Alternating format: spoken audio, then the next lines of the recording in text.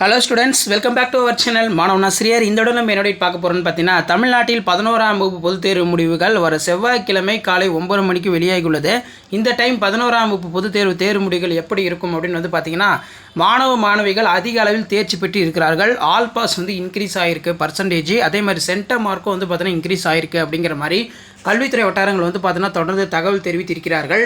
So அதன் அடிப்படையில் ஊடகத்தலங்களில் வெளியான தகவல் என்னவென்றால், இதில் பார்த்திங்கன்னா நமக்கு 11ஆம் வகுப்பு பொதுத் தேர்வு எழுதிய மாணவர்களுடைய தேர்வு முடிவுகள் வரும் 14ஆம் தேதி வெளியிடப்படும் என அரசு தேர்வுகள் துறை இயக்கம் வந்து அதிகாரப்பூர்வமாக சொல்லிட்டாங்க. இது குறித்தே வெளியிடப்பட்டிருக்கும் அறிக்கையில் மேல்நிலை முதலாம் ஆண்டு +1 பொதுத் தேர்வு எழுதிய தேர்வுகளுடைய தேர்வு முடிவுகள் 14/5/2024 அன்று காலை 9 மணிக்கு பேராசிரியர் அன்பழகன் கல்வி வளாகத்தில் அமைந்துள்ள அரசு தேர்வுகள் துறை இயக்கத்தில் வெளியிடப்பட உள்ளது அப்படிங்கிற மாதிரி சொல்லியிருக்காங்க. ஸோ அதன் அடிப்படையில் ரிசல்ட் பொறுத்த வரைக்கும் பார்த்தீங்கன்னா https://result.in dglocker.in government.in/ இதில் நீங்கள் ரிசல்ட் பார்க்கலாம். அதே மாதிரி www.tnresult.nic.in www.dgtn.government.in தேர்வர்கள் மேற்குறிப்பிடப்பட்டுள்ள இணையதளங்களின் போது தங்களது பதிவெண் மற்றும் பிறந்த தேதி ஆகியவற்றை பதிவு செய்து தேர்வு முடிவுகளை அறிந்து கொள்ளலாம். மேலும் ஒவ்வொரு மாவட்டத்திலும் மாவட்ட ஆட்சியர் அலுவலகத்தில் இயங்கும் தேசிய தகவல் மையங்களிலும் நேஷனல் இன்ஃபர்மேட்டிக்ஸ் சென்டர் அனைத்து மைய மற்றும் கிளை நூலகங்களிலும் கட்டணமின்றி தேர்வு முடிவுகளை அறிந்து கொள்ளலாம் அப்படிங்கிற மாதிரி சொல்லியிருக்காங்க. பள்ளி மாணவர்கள் தாங்கள் பயின்ற பள்ளிகளிலும் தேர்வு முடிவுகளை அறிந்து கொள்ளலாம். மேலும் பள்ளி மாணவர்கள் அவர்கள் பயின்ற பள்ளிகளில் சமர்ப்பித்த உறுதிமொழி படிவத்தில் குறிப்பிடப்பட்டுள்ள கைபேசி எண்ணிற்கும் தனித்தேர்வுகளுக்கு ஆன்லைனில் விண்ணப்பிக்கும் போது வழங்கிய கைபேசி எண்ணிற்கும் SMS வழியாக தேர்வு முடிவுகள் அனுப்பி வைக்கப்படும் அப்படிங்கிற மாதிரி சொல்லியிருக்காங்க.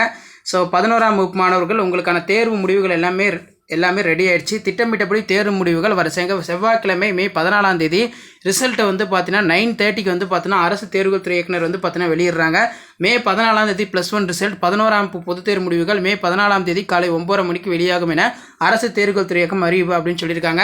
ஸோ பேப்பர் வேல்யூஷன் எப்படி போயிருக்கு, எப்படி மார்க் அலாட்மெண்ட் கொடுத்துருக்காங்க, எவ்வளோ பாஸ் பர்சன்டேஜ் அப்படின்னு சொல்லி இந்த வீடியோவில் வந்து பார்த்தீங்கன்னா உங்களுக்கு அப்டேட் வரும். மறக்காத வீடியோ ஃப்ரெண்ட்ஸுக்கு ஷேர் பண்ணி சேனலை சப்ஸ்கிரைப் பண்ணுங்கள். தேங்க்யூ. பள்ளி கல்வித்துறை தேர்வுகள் துறை இயக்குனர் சேதுராமவர்மா அவர்கள் மார்ச் 2024 மேல்நிலை முதலாம் ஆண்டு பொதுத் தேர்வு எழுதிய மாணவர்களுடைய அந்த தேர்வு முடிவுகள் வர செவ்வாய்க்கிழமை 14ஆம் தேதி காலை 9 மணிக்கு வெளியிடப்படும் என்று அதிகாரப்பூர்வமான அறிவிப்பை வெளியிட்டிருக்கிறார். ஸோ அதுலேயும் வந்து பார்த்திங்கன்னா மே 14ஆம் தேதி 11ஆம் வகுப்பு மாணவர்களுக்கான தேர்வு முடிவுகள் திட்டமிட்டபடி வெளியிடப்படும். அதில் எந்த ஒரு மாற்றமும் இல்லை அப்படிங்கிற மாதிரி அதிகாரப்பூர்வமாக வந்து பார்த்திங்கன்னா பள்ளி கல்வித்துறை வந்து பார்த்தீங்கன்னா சொல்லிட்டாங்க.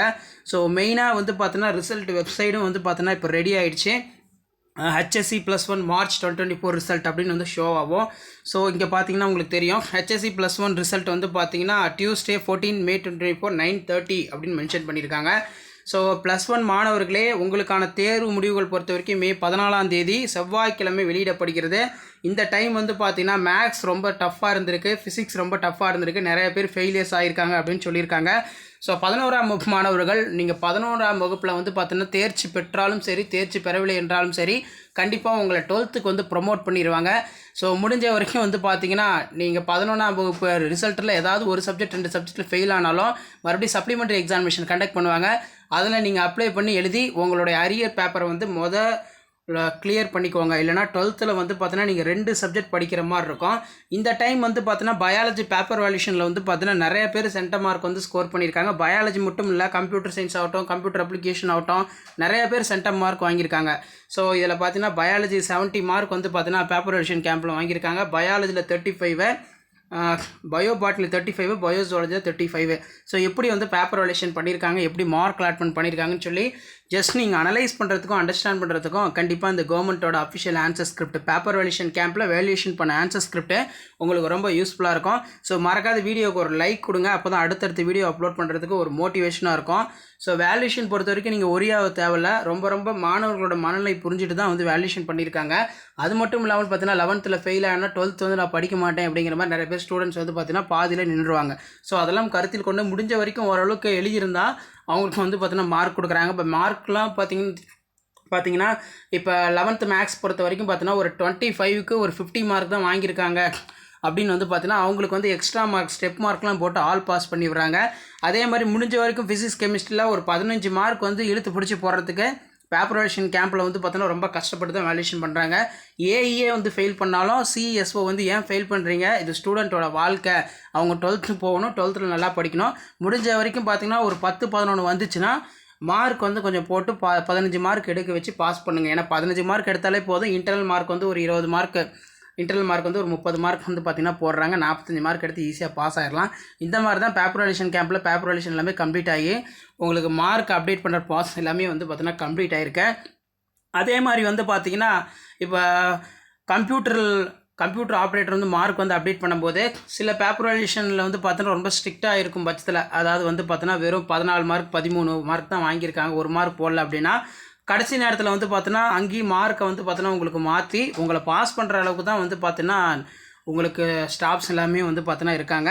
ஸோ முடிஞ்ச வரைக்கும் வந்து பார்த்தீங்கன்னா உங்களோட ரிசல்ட் பொறுத்த வரைக்கும் பாசிட்டிவாக தான் வரும் அப்படிங்கிற மாதிரி தாட்ஸை வளர்த்துக்கோங்க. ஸோ வேல்யூஷன் பொறுத்த வரைக்கும் ரொம்ப லிபரலாக தான் போயிருக்கு. அது மட்டும் இல்லாமல் உங்களுக்கு வந்து பார்த்திங்கன்னா உடனே வந்து பார்த்தோன்னா ரிசல்ட் வந்ததுக்கப்புறம் கிளாஸஸ் எல்லாமே வந்து ஸ்டார்ட் பண்ண போகிறதா வந்து சொல்லியிருக்காங்க. அதே மாதிரி உங்களுடைய ரிசல்ட் பொறுத்த வரைக்கும் மார்க் அனாலிசிஸ் ப்ராசஸிங் எல்லாமே போயிட்டுருக்கு. அந்த தேர்வு முடிவு பகுப்பாய்வு தமிழில் வந்து சென்டம் அதிகமாக வந்திருக்கு, இங்கிலீஷ்லேயும் வந்திருக்கு, மேக்ஸில் சென்டம் வந்திருக்கு. அதே மாதிரி ஃபிசிக்ஸ் கெமிஸ்ட்ரி மெயினாக பயாலஜியில் அதிக சென்டம் வந்திருக்கு.